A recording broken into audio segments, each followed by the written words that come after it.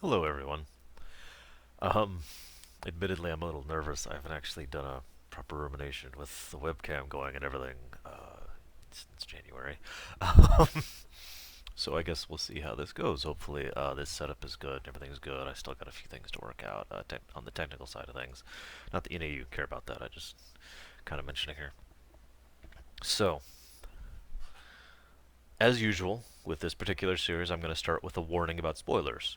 The way this works within the Kingdom Hearts series is people are allowed to discuss or comment or otherwise spoilers with regards to as far as we've gotten in the series, aka now that we're discussing Chain of Memories and Re-Chain of Memories, you can talk about that and Kingdom Hearts 1 spoilers freely, but not past this point, and I myself will be doing the same. Also, the first chunk of this video will be talking about things that don't involve spoilers, gameplay, and whatnot, and then and maybe some backstory about the game, and then afterwards I'll start talking without regard towards spoilers. So, let's get right to it. Very first thing I want to get out of the way with regards to Chain of Memories is the fact that I will primarily be looking at Re-Chain of Memories, the PS2 remake. Two big reasons for that. Number one, it's a really well done remake, all things considered. It is, I'd say, a proper remake, which is weird in its own right, but it was done very well, and it had a lot of benefits, which I'll talk about more later. Second reason, I haven't actually played the GBA version since it came out, and don't actually own a copy anymore. And on top of that, I imagine most people who are going to go through the Kingdom Hearts series aren't going to be playing the GBA version, they're going to be playing the PS2 version. Especially since the PS2 version is much easier to get a hold of, so just wanted to get that out of there. I am going to mention the GBA version when it's relevant, but in general, just assume that everything I'm talking about is talking about the PS2 version, Recom. Now, the next thing I want to get out of the way pretty much right off the bat is negatives about this game. Anybody who's been following me or heard me talk about the Kingdom Hearts series at all, either on the stream or here on the videos, probably knows that I have a generally negative opinion, or at least a non-glowing opinion, about Recom. And I want to talk about why right off the bat. Get that over with, get that talked about, and try and discuss it as neutrally as I can, and try and really dissect why it is I feel that way, rather than just being like, "Oh, it's awful," um, and then talk about everything else thereafter. So I'm going to go on a bit of a segue here first. In my own personal definitions, there's a difference between cheating and cheating. Okay? Yeah, I know. Just bear with me. Cheating is technically defined as anything that is not intended to be allowed within the game proper. That would include any hacks with a Game Genie or a Game Shark or whatever you might do. It would include anything that you do that glitches out the game, or any special codes you can punch in that were not allowed to be, were not intended to be in the game proper. Stuff like that, right? That is cheating. Just to pause for a moment, most people probably know that I am generally not in favor so much as much more lenient towards cheating than the other category, especially because, as I've said many times before, in RPGs especially, most RPGs don't have New Game Plus. And you can use cheating in some cases to artificially emulate a New Game Plus and actually, make that happen. There's other things you can do too, but whatever. Let's go over here to cheating, okay? Now, I don't like cheating, but I'm still not going to speak negatively of it. What I mean by I don't like it is I don't find it enjoyable. I don't find it fun. I don't like doing it. The reason why is cheating is best defined as no really cheating. To use an RPG example again, let's say you're playing Final Fantasy VI and you put in a level 99 code and go and just demolish everything in your path instantly and without effort. Let's say you're playing Super Mario Brothers, and you put in a code that means you always have Starman on, something like that. That's cheating. Now, as I said, I don't like cheating. I don't like that kind of thing. I don't enjoy it, and that's really the thing. This is not, me trying to take some moral high ground or be elitist or whatever. This is just my statement that I don't enjoy that sort of thing, like 99% of the time.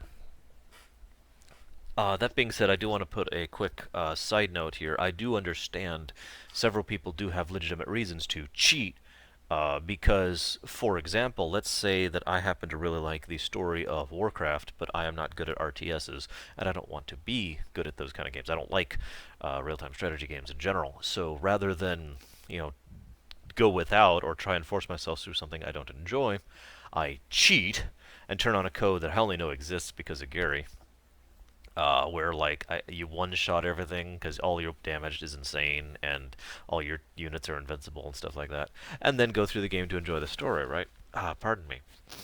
I understand that, and that's a valid reason to cheat. But my point I'm trying to get across here is that I don't like that because it's not fun for me. It's like cheating at solitaire when you're playing by yourself, you know? What's the point of that, right? That being said, my whole reason for doing this little segue is because I cheated at Kingdom Hearts Recom. Now, I did poke at it legitimately for a little bit. I apologize. I need to blow my nose. Hang on just a second. There's like a mute button, I think.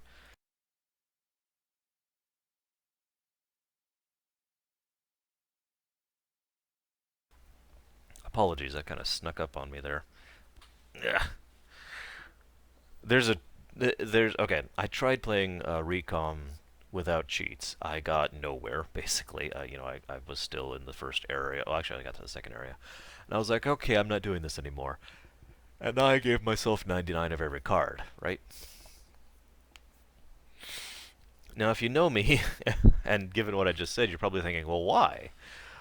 The best reason I could possibly explain the why with this particular regard is because the gameplay was so negative for me that I just could not bring myself to keep going through it. Like I was just talking about with Gary's example, he hated real-time strategy games and didn't want to try to get good at it, so he just punched in ultra cheats so he could go and enjoy the story. That's basically the same boat I was in. But one question I've been asked often is why? What is it exactly about Recom's combat and system that I didn't like? And it's not, I say combat, but that's being disingenuous. Gameplay is actually more accurate here. Because it's not just the combat, although the combat has its own problems. But we're going to talk about combat first and the other problem second. Like I said, two negative things about this game.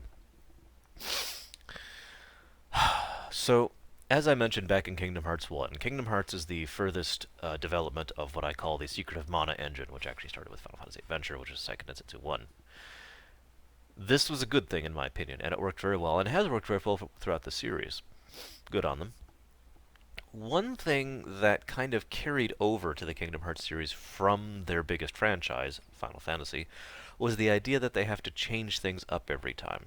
I actually have talked about this back in my Final Fantasy videos, with how there's nothing necessarily wrong with trying to change up things every single time, but the simple problem with that is the fact that once it becomes the norm, once you have to change, once it is an obligation to change something every time, you stop being as creative with it and you just kind of try to come up with something new so that it's something new.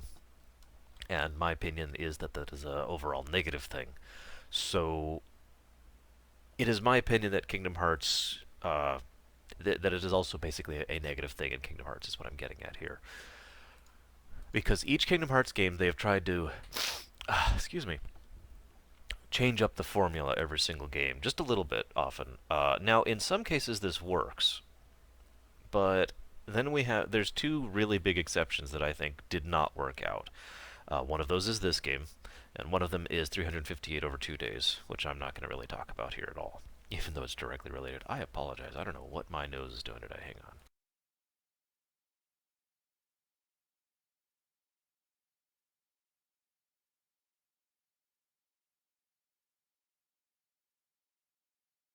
I do apologize. Pardon me.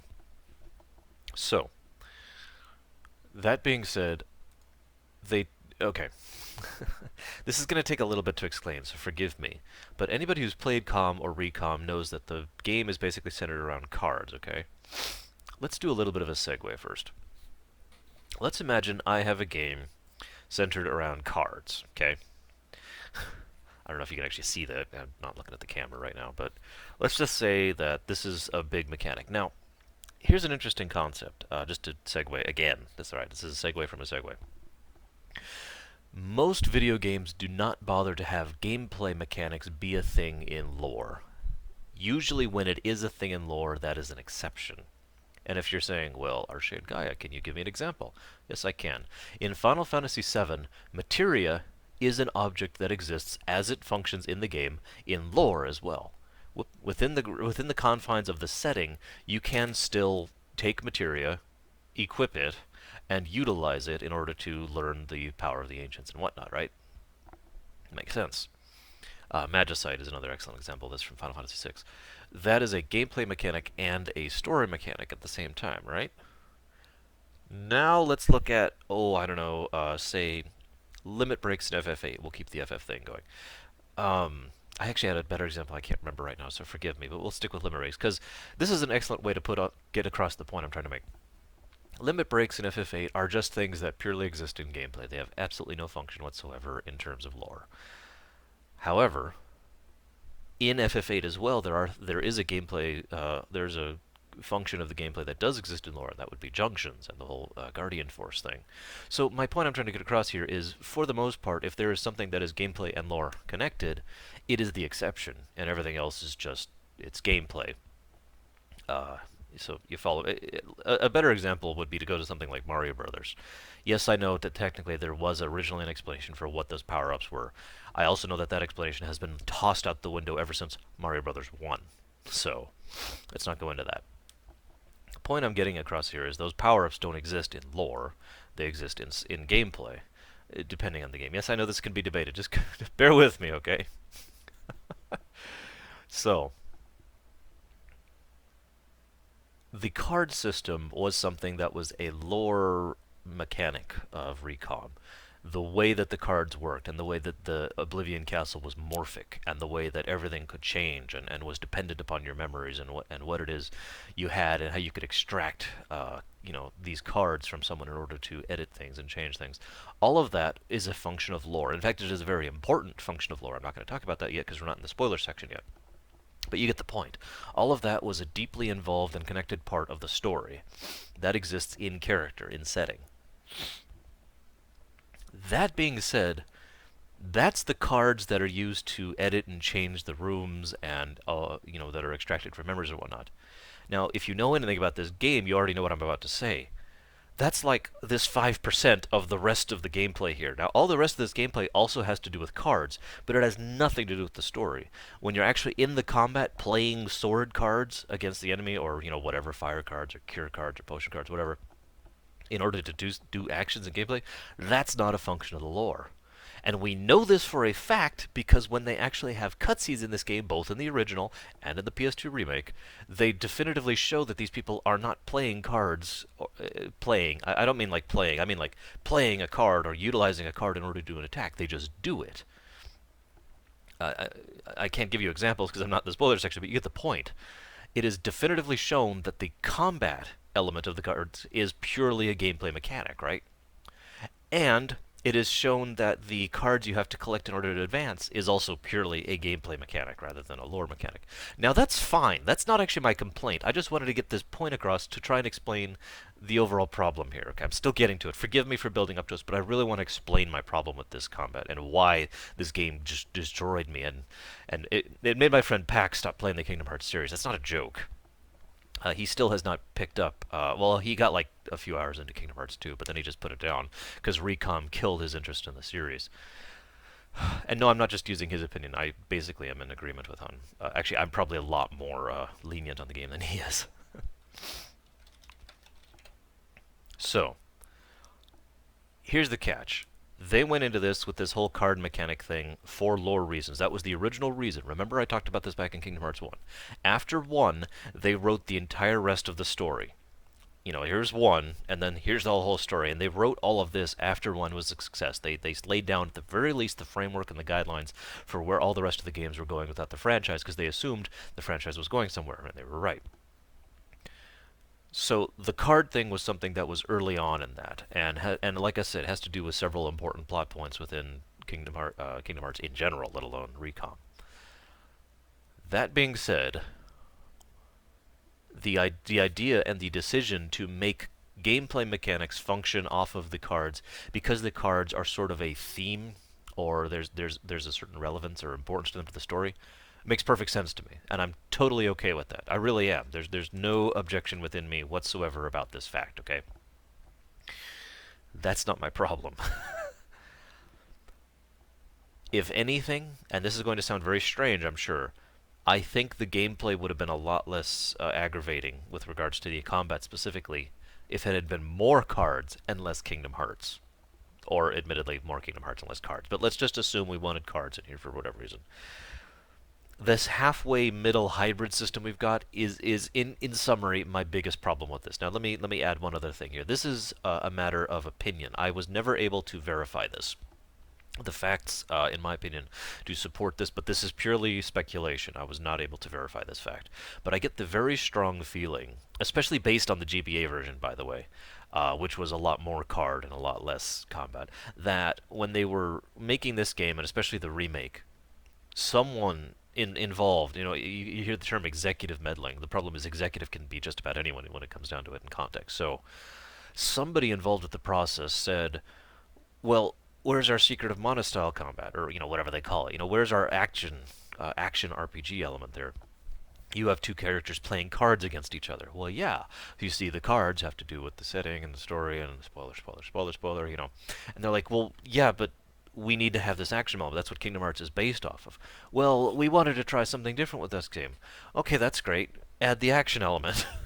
And the way it's presented really does feel, in my opinion, from a programming and from a development perspective, like the action element of the combat was actually tacked on to the cards, and that's one of the reasons I think it doesn't work. And my biggest problem with it, basically in a nutshell, the idea that I have to play a card every time I swing my sword as I'm running around on the battlefield is a little silly to begin with, but also incredibly frustrating, especially if given the way it basically discourages you from action unless you're 100% certain of that.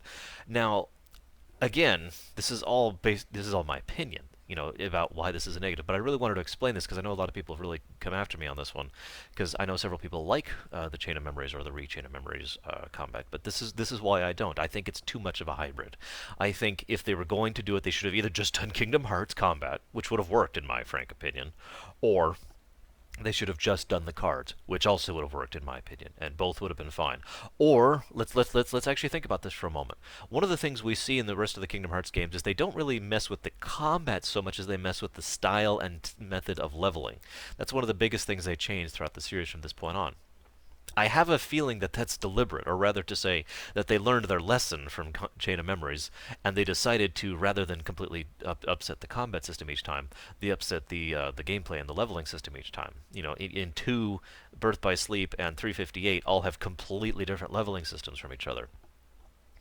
Why not take that to its furthest extent? If you were like, okay, Arshian guy, I want you to work on Chain of Memories is combat and element. I'm like, all right, we're gonna just basically refine the Kingdom Hearts, especially since this game was actually made after Kingdom Hearts 2. We're gonna transplant the Kingdom Hearts 2 engine over here, which they already did, by the way. Just to make that clear, it's especially noticeable in cutscenes, but they did it for the gameplay as well. Okay, and we're gonna completely just throw the existing leveling system out because we've got these cards, right? And you already see where I'm going with this. The idea was to, rather than, say, using the cards as combat, I swing my sword and therefore the 7 of whatever blade that I happen to have in my deck is played out. Use decks as a way to determine your current level, if you follow me. Like for example, I've slotted in 3 sword cards of this type, which each increase my stat by this, this, and this one's a 7, an 8, and a 9, and so that increases it by different variables, but a 0 can increase it by more or less. You could do all sorts of stuff with this. And they didn't. They just said every time you swing a sword, you swing whatever card you happen to have there, or whatever. You get the point. And that is, in a nutshell, my first biggest problem with this game. Debatably, the second problem I have with this game is actually worse. And I know it was worse for PAX. I'm not going to describe it in detail like I just did the previous one, because I had a lot to say about that one. But I'm just going to say that the grind was the biggest problem with Kingdom Hearts Chain of Memories. I just mentioned I cheated, right? Would it surprise you to know that I only cheated through half the game, or rather, probably more like 3/4 of the game? You may be like, well, why is that, Arshian guy? Well, for fear of spoilers, I can't say everything, but suffice it to say that the first time through the game, through the first story quest, whatever you want to call it, I cheated full out after I started, and for the second one, I didn't at all. And the reason why was I didn't need to. I never felt the urge to do so. And while the combat was basically the same, if you'll remember, they kind of took out the deck building thing So you just kind of had your deck and it worked because it was a good deck. But more importantly than that, they took out the grind. Having to run around to get cards that randomly drop in order to be able to throw these cards at the doors in order to unlock the path forward got really old the first through the primary chunk of the game. And that's all I'm going to say about that, really, just in a nutshell right there. I think I've already illustrated the difference by saying, the first chunk of the game was too much and the second chunk of the game was fine. It's not like they had to necessarily change the function of how the game worked. All they had to do was tone it down and refine it a little bit more. But the first part of the game just felt so grindy. So grindy. And I know for a fact PAX as well got stuck on the 99 door one where you had to equal up to 99 and it was just like, hang on. I shouldn't say stuck. He wasn't stuck. He just was stuck. Grinding. Now, there is one other thing I want to talk about with regard to this before I finally move on from the negatives. I know some people have spoken in a negative fashion towards my opinions on grinding, and that's fine. Everyone has their own opinions, and that's fine. But I want to explain two reasons why I dislike grind, because I've never really gone into this in excessive detail. Reason one, I have a real life, and I'm not saying this as an insult, because I am very much a gamer, and I am very much a geek, and I have tons of love and interest and passion for games and for Voyager and for, television and arts and music and all this stuff. That's not the point. I'm not saying I have a real life and therefore this stuff is irrelevant. I'm saying I have a real life and therefore I don't have as much time as I used to when I was younger and didn't have, adult responsibilities. You follow? That being said, when you introduce grind to my life, I'm going to try to get through it either as efficiently as possible or cheat or give up because I have to manage my time. We all have this problem to some extent or another, We all have a limited window of time, our most valuable currency, and when you introduce grind, all you're doing is filling that time with nothing. You follow?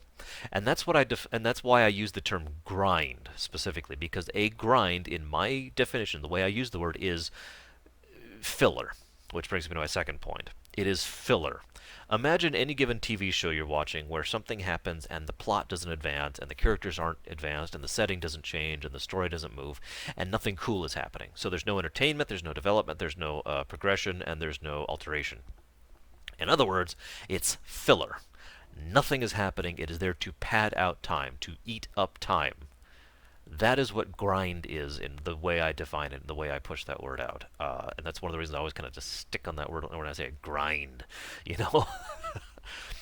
And that's why I don't like grinding in a nutshell, is because it is literally a waste of time. It is go do this and eat up this time rather than doing anything else, just to pad this out. It's padding.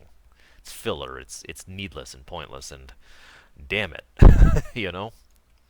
I will also say, in the interest of both seeing both sides of the issue and moderation, that some people may say, well, what if you enjoy the grind? If I enjoy the grind, it's not grind, if you follow me. And that really is just it in a nutshell. If I am enjoying myself, it's not grind because it's not wasted time. I am doing something that, though repetitious and though intended to elongate my experience, is nonetheless something I enjoy, and therefore I am actually accomplishing something with it. I am enjoying my life. You understand? So that's that. I just wanted to get that out there. A weird place to do it, but at the same time, with the severe grind issues I had in the first part of Kingdom Hearts Chain of Memories, this seemed like a good time to discuss that. Now, let's talk about slightly more positive things, shall we? One of the interesting things about franchises in general within the entertainment industry, and this is true across basically all the medium, books, movies, television shows, etc., there's an interesting two-step hurdle that everything has to go through in order to actually become successful. Step one, prove that you deserve to continue, basically. This is really obvious, but Kingdom Hearts 1 is an excellent example of this. Kingdom Hearts 1, as I mentioned before, nobody really knew if it was going to sink or flop. Nobody knew how it was going to do. It exploded. It was incredibly popular. Excellent. Okay, that's the first hurdle. But the problem is, especially from the perspective of the not the developers, the producers, the executives, the people who push the money and the management behind the games, behind the developers, the question on their mind is what happens with the second one. And again, this is true across all mediums, but especially in games. Is the second game going to be as well done? Is it going to be as popular? Is it going to be, etc.? I mention this because it is very noteworthy, especially in hindsight, how much effort was put into Chain of Memories. How much effort, how much work, how much time. For a Game Boy Advance game, it was phenomenal. And it is this is again where I'm going to speak specifically about the GBA game. It was incredibly well done. It was incredibly well thought out. It really caught quite a bit of an audience. Not quite as successful as Kingdom Hearts 1, but it was very much a success. Excuse me, a success nonetheless. Excuse me. And that was an extremely good thing because that's the second hurdle. If you succeed, that's great. You've earned the right to do a sequel. But the sequel has to succeed in order for you to have a franchise. That's just basically how it works. There are, of course, exceptions, but that's the general rule. If Chain of Memories had not done well and sold well, we would not have had Kingdom Hearts 2. We might have had Kingdom Hearts 2. That might have been the final spat. To give this a relation for anybody who doesn't fully get what I'm talking about, Star Trek the Motion Picture was basically a financial flop. And this is actually kind of a weird one because the pattern doesn't quite fit here, because Star Trek 4 was actually the big financial success of the series. But basically, the idea was Star Trek: The Motion Picture was the first attempt. Now, in Star Trek's case, the first attempt kind of failed from a perspective. I'm not speaking ill of motion picture. Let's not go into that, okay? Speaking purely in the terms of the numbers and the finances, Star Trek: The Motion Picture was basically a failure. Now, they don't stop there. Usually what a studio will do will try to wring out whatever they can out of the franchise and then let it die. That's what Star Trek 2 was intended to be. I'm not going to get into this now because there's a whole lot of variables there, but suffice it to say Star Trek 2 got incredibly lucky. They got incredibly well-skilled, detailed actors, directors, writing, producing, music. It basically all came together, and that's why Star Trek 2 was so good. But the important part was Star Trek 2 was effectively the first of the franchise, if you follow what I mean here, in order to follow this thing. Star Trek 2 was a success. That proved they had the right to a sequel, okay? Star Trek 3, not nearly as much of a success. No, again, we're not talking about opinions or anything like that. This is just a financial thing. Not nearly as much of a success. So Star Trek 3 was the start of the downward spiral, just a little bit, right? Now that's interesting in its own right because this is the point I'm trying to get across here. If Chain of Memories had not succeeded, Kingdom Hearts 2 still would have been made, just like Star Trek 4 was still made. And it is possible the franchise would have kept going, just like Star Trek's franchise would have kept going, because Star Trek 4, aka the third one in this overall sequence, is the one that actually was the big success story, the one that really just exploded financially and made tons and tons of money and helped get a certain thing you might have heard of called The Next Generation made. So that's basically what happens in entertainment in general. You have to succeed at first, to some extent or another, and if you succeed from the point of that success, you get one more shot, basically, in order to really prove it, and then usually you'll get one last shot because they're going to try to wring it out of it. And any of these three, at least one of these needs to be a major success. The point I'm trying to get to here, forgive me for segueing like that, is that Kingdom Hearts got extremely fortunate. The reason Kingdom Hearts has exploded so much, the reason it is so very popular across most of the world, I might add, is because 1, 2, and 3, that is to say 1, Kingdom Hearts, Chain of Memories, and 2, all were successes. Especially 2, which is, to date, I believe, still the best-selling of all the Kingdom Hearts. And I'm not 100% sure on that, don't quote me on that. And so that's one of the reasons that the franchise went. And you may be asking, why am I bringing this up? Other than to just talk about the series. The reason I'm bringing this up is because because it has been such a success, this is why they have gotten away with as much as they have with Kingdom Hearts. In just about every facet. First of all, the developers for the Kingdom Hearts series have had a huge amount of leeway and freedom in making their games, which is great, especially the direction Square Enix has been going for the last decade or so. So that was one thing they got away with. Number two, because they had the help and backing of Disney, they pretty much innately had a larger budget than they already would have. I mentioned this back in Kingdom Hearts 1. And the fact that there was a success on top of having Disney there meant that they were just free to do whatever for all intents and purposes. And quite a bit of money has been flung at the series to produce it. But all of these are positives. I am actually bringing this up for a negative. Let's use this finger. There we go. Okay. Whoops, that's the wrong finger again. There we go. I did it. Here, this finger. See? Never mind. The biggest problem with the Kingdom Hearts series I already mentioned, and that's that it's across multiple platforms. And if the series was not as successful as it was, they could not have gotten away with that. The reason they have gotten away with that is it is so successful that the producers think, admittedly correctly, that most people will go ahead and procure those consoles, those handhelds, basically, those multiple handhelds, simply in order to continue playing the series. We've got PS2, briefly GBA, and then PS2. PS2 again. So, okay, we're okay so far. DS. Yeah, okay. PSP. Yeah. 3DS. Oh, actually, a phone, and then DS, and then PSP. And now we're going to have PS4, or possibly 3. There's still some if and ons there, but it's probably going to be in the PS4 given its current development cycle. And you see the problem that arises here.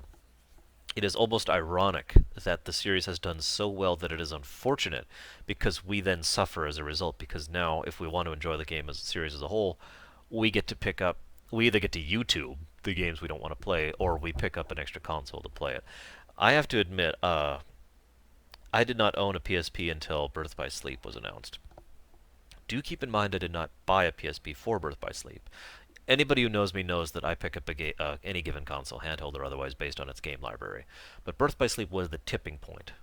There were already games out, Crisis Core, the Cydia was coming out, the GTA's, the stories, Liberty Story and Vice City Stories. The God of War is already out. There were several games already out on the PSP that I was eyeballing, but it wasn't until Birth by Sleep came out that that was finally tipping point. That was finally what pushed me over and says, okay, fine, I'll buy a PSP.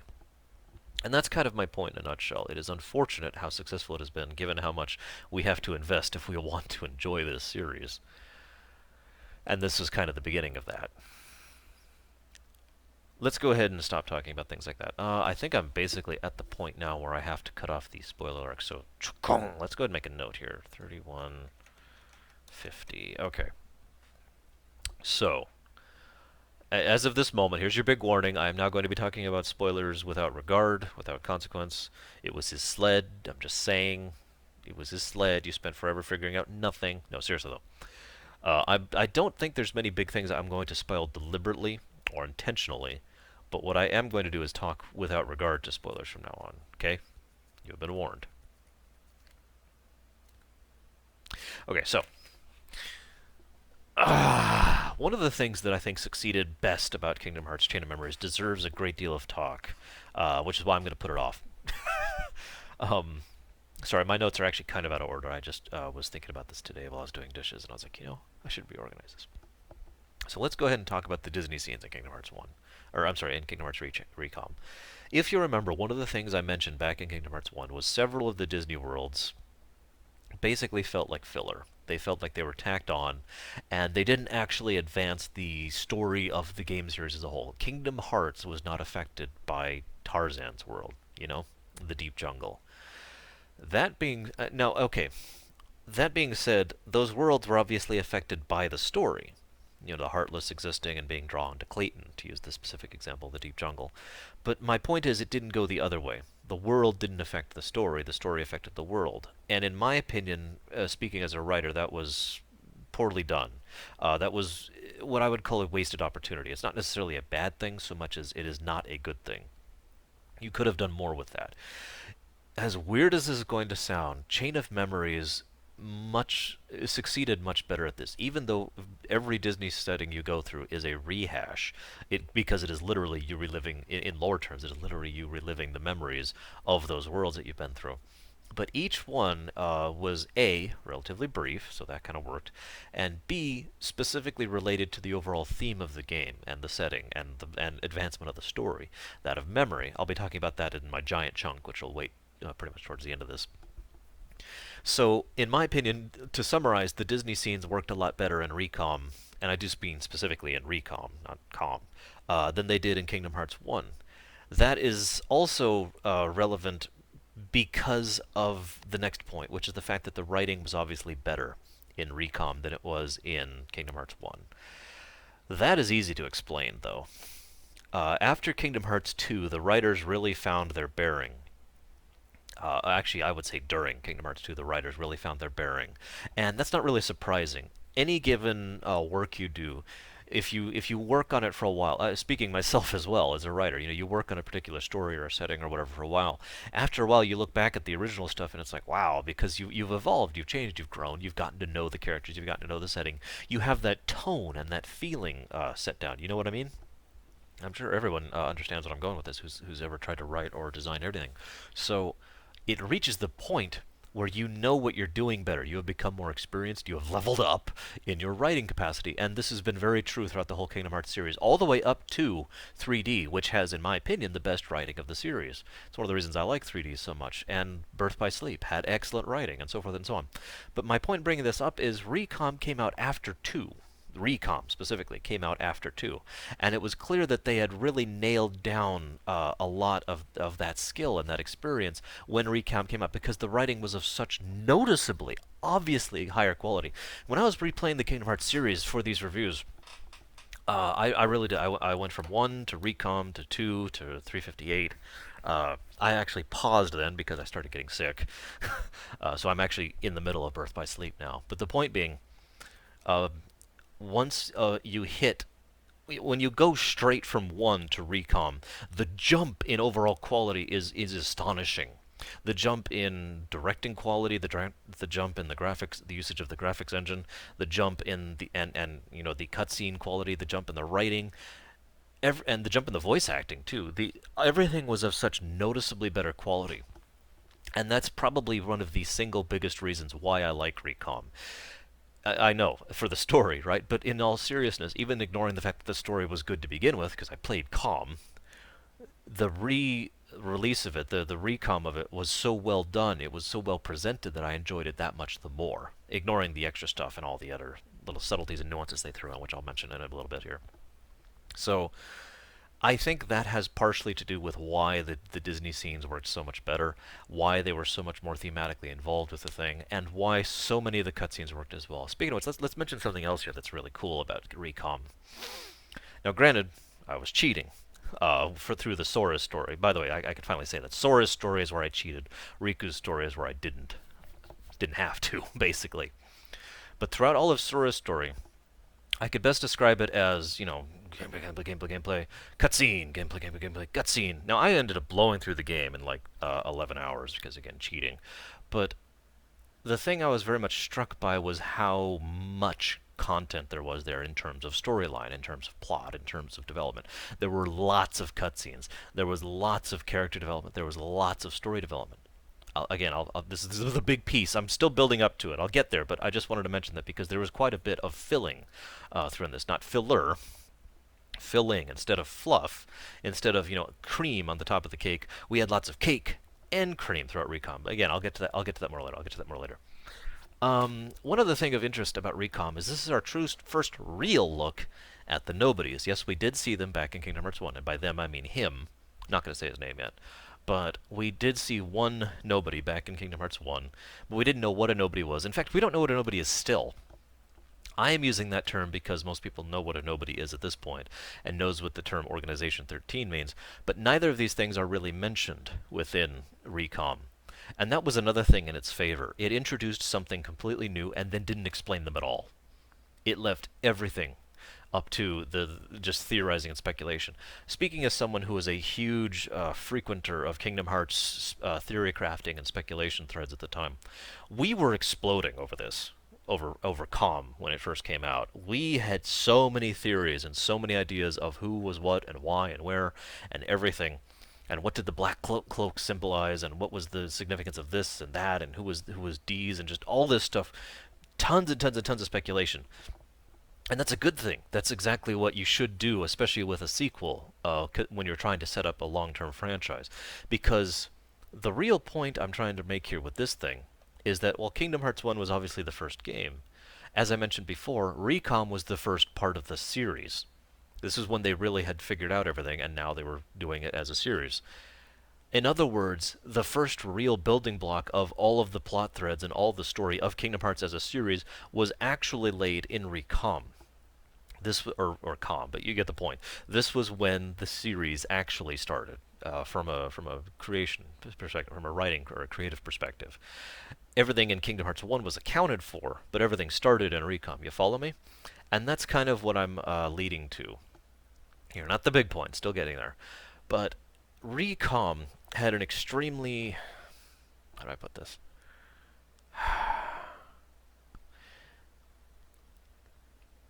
I guess I'm just going to kind of merge my next 3 points into one. Forgive me. But I'm going to be talking for a little bit here. I guess I already have, but I need some water. My goodness. They don't have Canada Dry here. I'm very sad. So I will no longer be able to drink that. I'm getting local brand sparkling water instead, which is good. Don't mistake me. I'm just sad. We'll never have Canada Dry again. No, okay.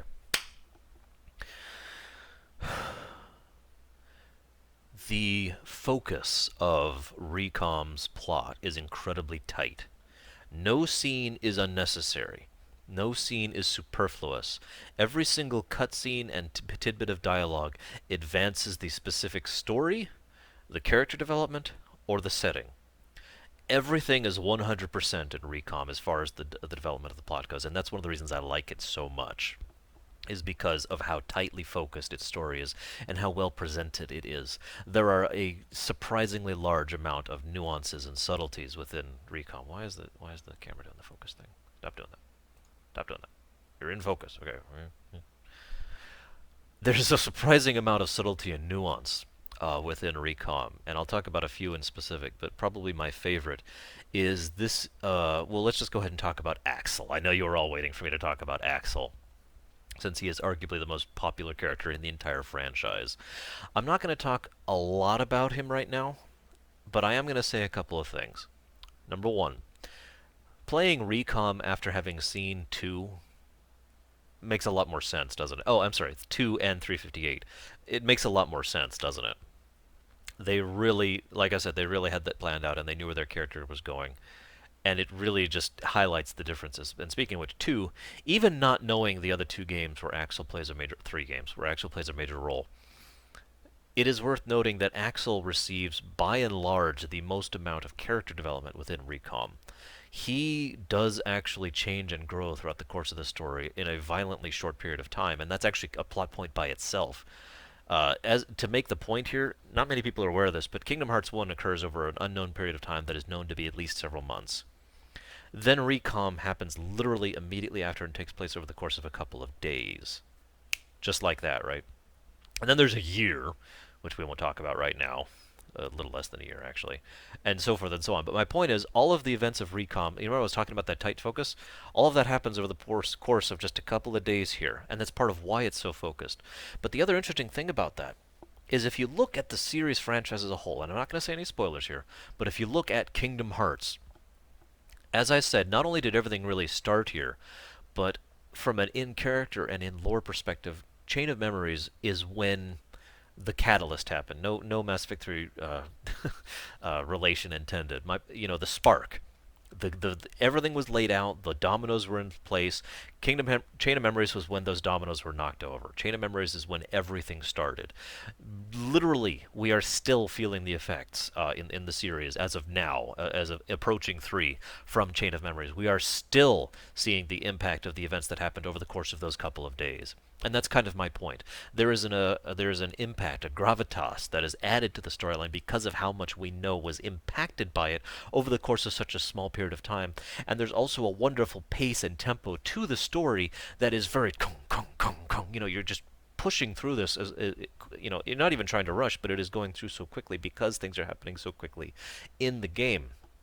And it emphasizes the impact and relevance of those events very powerfully.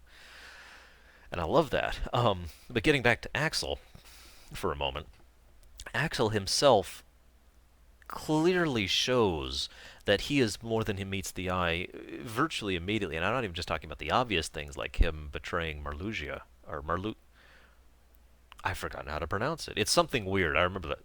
Marluxia, I think? I don't remember off the top of my head. But, even ignoring that, even, for example, his assassination of, I wanted to call him Loxeb for a second, but that's actually one of my characters.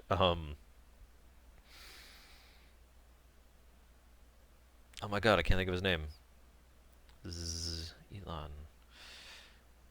I can't think of his name. Oh my gosh. Hang on. This is unacceptable. Give me a moment. I have this problem with Larxene too. I have a tendency to call her Zaydenra. Because I'm weird. What is his damn name? Vexen! That's his name. Okay. Even Axel's assassination of Vexen there was more to it than obviously than we saw. But my point is, even as we saw it, you could tell that there was more going on there. There were hints, there were subtleties. A lot of the scenes we see with Axel are scenes where Axel is by himself or around someone he does not have to deceive or lie to. And we see through his expression that there's more going on up here than we're being led to believe. In other words, in my opinion, one of the reasons Axel took off as such a popular character was because he was such a well-written, well-fleshed-out character. There was more to him than so many of the other nobodies. I could point to, for example, Larxene, who every nobody has at least some subtlety to them, but ultimately you could summarize virtually every other one of them by a few bullet points. You know, Larxene is sadistic and cruel, for example, and Vexen is studious, scientific, and calculating, cold. Stuff like that, right? Axel is much harder to summarize because there's so much more to him. And again, not to spoil anything, but I don't think it's the fact that most people know that Axel is in other games other than Recom. But the interesting thing is Axel is not just a major character from a gameplay perspective, or that is to say from a game perspective, but he is one of the most major characters in the plotline. I don't actually have a proper term for this. It's a concept I've seen before, especially in games, where a character that is not a main character and also not a main antagonist is nevertheless a huge and important driving force behind the overall story. A major neutral character, maybe, a major NPC, whatever you want to call it. Axel is without question that one of those. He is a huge driving force behind the series and the setting, and very important to the progression of how the franchise has gone on. And I think one of the biggest reasons why he was so fleshed out is because he was intended to be used as a major character very early on. And if you're going to do that, you don't write someone flat. You know, if you're doing it right, anyways, you think it out. You say, okay, we need to add depth to this character. But more importantly, you don't start with the character having depth. And this becomes more obvious with regards to 358, not to spoil anything, but in 358 we see Axel a little bit before Recom, and then we see him after, and the difference is stunning. That's all I'm going to say about that right now. But my point is, those several days during Recom, we get to see in action, as it's happening, Axel's development, character growth, and certain other things that are happening, which I'm not going to talk about now. One of the other things that this particular game really starts pushing, I mentioned this before both in the series and in the Kingdom Hearts video, Kingdom Hearts 1 video, so I'm only just mentioning it in brief. But Recom, again, where the franchise really starts, is the true beginning of the Dark is Not Evil storyline. Yes, I know it was hinted at before, but this is where it really took hold. Riku's overall story and his progression and his fighting the darkness and his using the darkness and his interactions with D's or Diz, I've actually heard it pronounced both in the game, so shrug, whatever, I call him D's. Darkness and Zero, if you're wondering. Um, all of his interactions clearly show where his character arc is going. An arc that has only recently finished, I might add. Uh, the idea, the design that dark is not evil, that there is some sense to that I don't know how to better explain that. I'm just going to cut it off there. I've already really covered this topic in detail. But I want to mention something that does amuse me greatly. We know for a fact, as of this point in the game, this is nothing, cutting ahead or anything.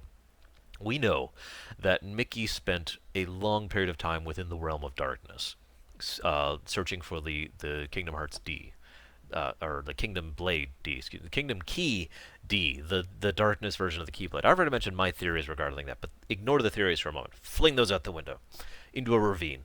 The point is Mickey spent a huge amount of time in the realm of darkness and was effectively unaffected by it.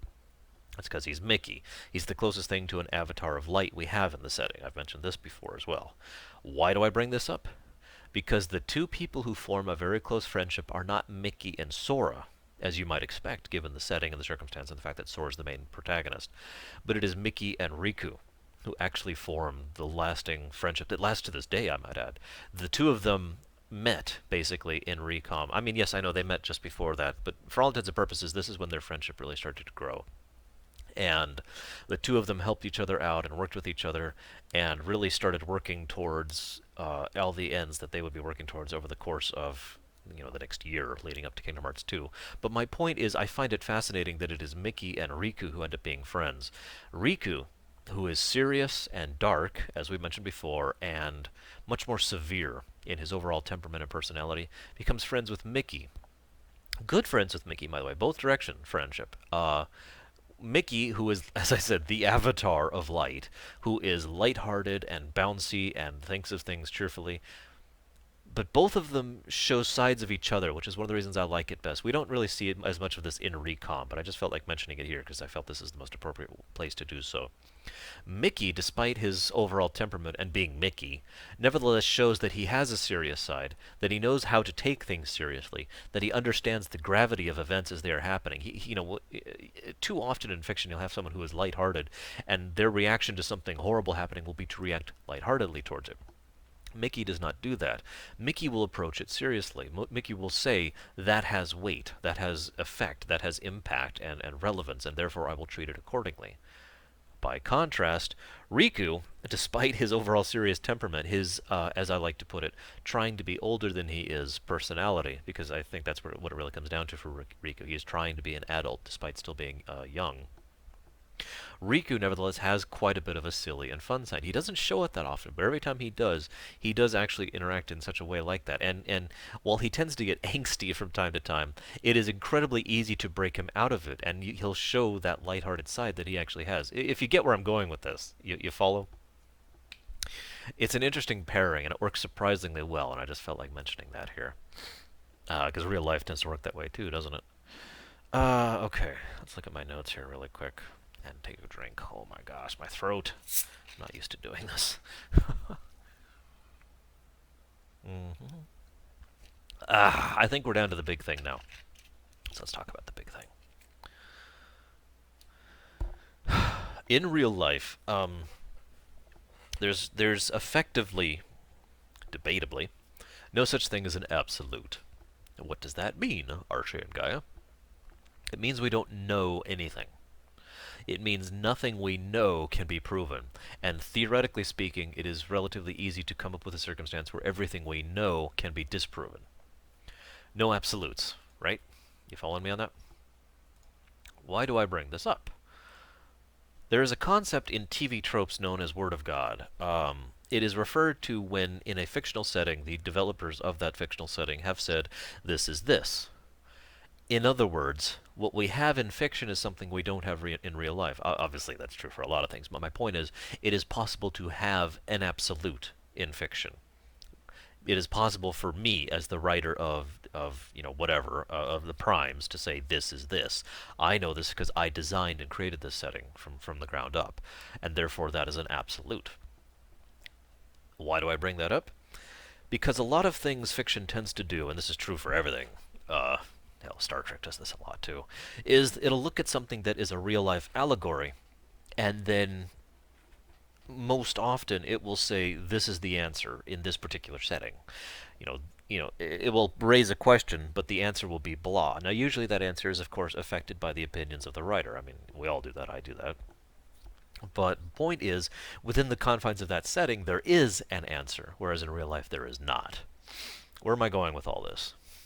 The theme, without question or hesitation about Chain of Memories, is, surprise, memories. But it's more complicated than that.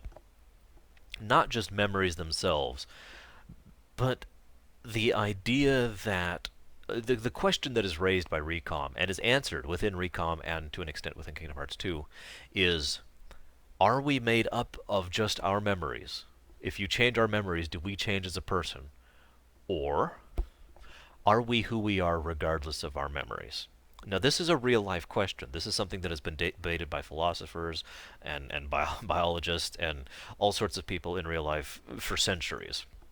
What makes us us? So that was my reason for bringing up that whole non-absolute thing. Within Kingdom Hearts, we do have an absolute answer. The absolute answer is that we are more than just our memories. And we see this on several occasions, rather well explained in my opinion. Let me give you a specific example I really wanted to pull up, because I know someone who mentioned that they felt this scene was unnecessary, and after careful thought I actually disagreed with that opinion. There's a scene in Recom where Sora basically tells Donald and Sora to, or Donald and Goofy to go away. You know, screw off, I got things to do. He's really rude about it too. He is a complete jerk about it, okay? So he tells them to go away, and they go away, but then they come back to help him out. Now, if you're paying attention from a thematic, stylistic point of a writer, that's basically copy-paste from what happened in Kingdom Hearts 1 at the Hollow Bastion. Now, yes, I know the specific details were different, but again, thematically speaking, stylistically speaking, as a writer, the impact of the two scenes is the same. Now, I mentioned before that one of the reasons I liked that scene so much is it really showed the friendship that had already really grown between Sora, Donald, and Goofy, and that is one of the driving points of much of the entire series, for that matter. But the reason I feel it was not needless, not excess, not unnecessary within Chain of Memories, especially Recom, because the voice acting really gets the point across, is it shows that exact point I just mentioned. Even though their memories have been jumbled, even though they have been manipulated and deceived literally throughout the entire game, even though Sora is basically being pulled along like a puppet on a string, they remain friends. They remain loyal to each other. And Donald and Goofy do decide, despite everything, to go ahead and be there for them. And that is the actual point of this particular scene. Not that they're friends, because we already knew that. We knew that back in Kingdom Hearts 1. But that they are more than their memories. They are more than the experiences that make up themselves. Obviously, those do affect them. And we see that throughout Chain of Memories explicitly. We see how much the memory tampering does alter them and change how they react. But they are still who they are at their core regardless. Now, in Kingdom Hearts terms, you could say that is their heart. For example, their heart does not change. But the point behind that remains the same. It's probably one of the best ways to get across that point, and in my opinion is actually surprisingly subtle in its execution. I actually don't know anybody else who's ever mentioned this before. Forgive me if this sounds incredibly obvious or blatant to you. But another good example of this is actually in 2. Actually, I'm not going to go into that. Let's not talk about 2 here. But the overall point is Chain of Memories throughout its entire run really defines the, forgive me, the chains of memories. That's another thing that comes up that I'm going to segue into in just a second here. It really makes you it's probably the most cerebral of the Kingdom Hearts games in my opinion, because it really shows how easy it is to change individuals on the surface. Look what happened to Repliku, for example, and how fiercely he reacted because his memories were altered, because of how his memories were changed. And yet, despite that fact, again, the argument could be made rather strongly that his heart, even though he didn't actually have one, debatable, was nevertheless the same. His core, who he was, what he was, nevertheless remained the same despite everything, because of the way he acts both before and after his transformation, which we only see in Riku's story and towards the end of Sora's story, respectively.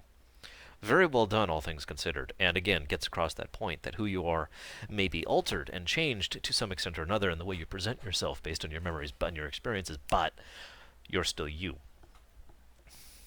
You're probably wondering why I haven't mentioned this yet. I've basically been building up to this entire time. Forgive me. But there's one last thing I want to talk about with regards to Recom. I cannot talk about this character in detail yet, and that character is Namine. A character whose name I didn't know how to pronounce until Kingdom Hearts 2 came out. Namine? Namine? Anyways, Namine is a very interesting character. Now, again, I'm not going to talk about her in total here. I'm actually going to talk about her in total in Kingdom Hearts 2. So forgive me for basically just kind of putting that off. But the reason why is very simple. As I mentioned, Recom, one of the things it does best is it adds all sorts of new information without explaining any of it. If you think about it, within Recom, we don't know anything about Namine. We know that she can alter the memories of people. And actually, even that is actually not completely true, as we find out later. But within the confines of Recom, she can edit memories, and that's it. That's what we know. That's it. That's all. But I am going to talk about one thing that we do learn about her later because I want people to understand this. I've heard so many people who are fans of Kingdom Hearts who blast the heck out of Naminé. I want you to close your eyes, if you will. You probably won't. But I'm going to. I'm going to go ahead and close my eyes. Because I want to get this point across, okay? I want you to picture suddenly coming into being alone.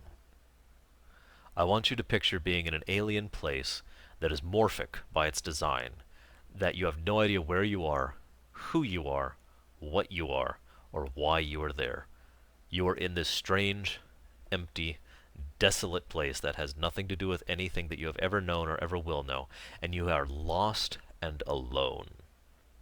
I want you to be picture being in this sterilized, white place where everything is this utter, unchanging tone and shade of white. And there is nothing there, no matter how many rooms you go through, other than this emptiness, and you are lost. I want you to picture being completely, utterly alone. Now I want you to picture that someone stronger than you, larger than you, more powerful than you, more experienced from you shows up and basically tells you you are going to do what they tell you to do. What would you do? I feel like Naminé deserves a lot more credit than she gets because she is the beginning of the true tragedies that will mark much of the Kingdom Hearts series. Yes, I know ultimately they actually began Birth by Sleep. That's not what I mean. With regards to play order, this is the first we get to see of how tragic this setting really is. This is a young girl who has been pained, lost, alone, suffered grief and sorrow, and she has been utilized as little more than a tool by those more powerful than her. And don't read into this, by the way. That's complete. Just don't, okay? Marluxia, or however the hell you say his name, Marluxia is how I used to say his name, but I know that's wrong. Saw in her a tool he could use in order to gain a degree of power over the organization. And those above him saw her as a tool to be used in order to help having a backup plan in place in order for their particular plans. Every single individual she interacted with did not see her as a person until Sora, and later Riku, the real Riku, not Repliku. It is of no surprise to me whatsoever that Naminé acted in the way she did, and did the things she did, despite them being horrible, despite them being wrong. I have a great deal of sympathy and empathy for that character, given what she had to go through. It is also therefore no surprise that after having gone through such horribleness, the stark contrast of the way both Sora and Riku treated her would completely shock her out of that behavior.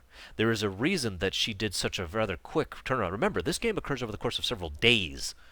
It is of no surprise to me that she would turn around and have a change of heart and a change of mindset so quickly, given the severity of the contrast of how she is treated by one group and then the other. And it is no surprise to me that she remained loyal to Riku for so long after this point in time and worked with him for so long. It is of no surprise to me that she ended up not really being loyal to or working with Deez, given how he treated her in relation to how Marluxia treated her. I'm going to talk about that more when we get to Kingdom Hearts 2.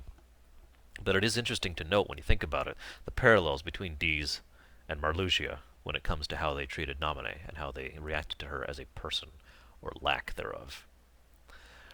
I just wanted to end on that note. Forgive me. But one final thing about Kingdom Hearts Recom. Hang on just a second. I have been quoted as saying, rather correctly, on several occasions, that it is my belief that this game should be watched rather than played. That being said, if you have any true interest in it or feel like the card gameplay is your thing or your style, by all means go for it. But do take this recommendation I'm about to give seriously. If you have any interest in the Kingdom Hearts series at all whatsoever, please, even if you never played this game or have no interest in playing this game, watch it. Watch the cutscenes. Watch the story YouTube playlist. You know, there's several out there. This game set up everything in the Kingdom Hearts series that is to come. And again, we are still not fully realizing the full impacts and events that this one game in these several days happened. This is literally the moment. This is the moment where everything changes. This is the first domino falling. And that's one of the things I like most about Recom, and why I strongly recommend you look into it if you have any interest whatsoever. So, I'm going to go ahead and rest my throat for a bit, and hopefully I will talk to you guys soon.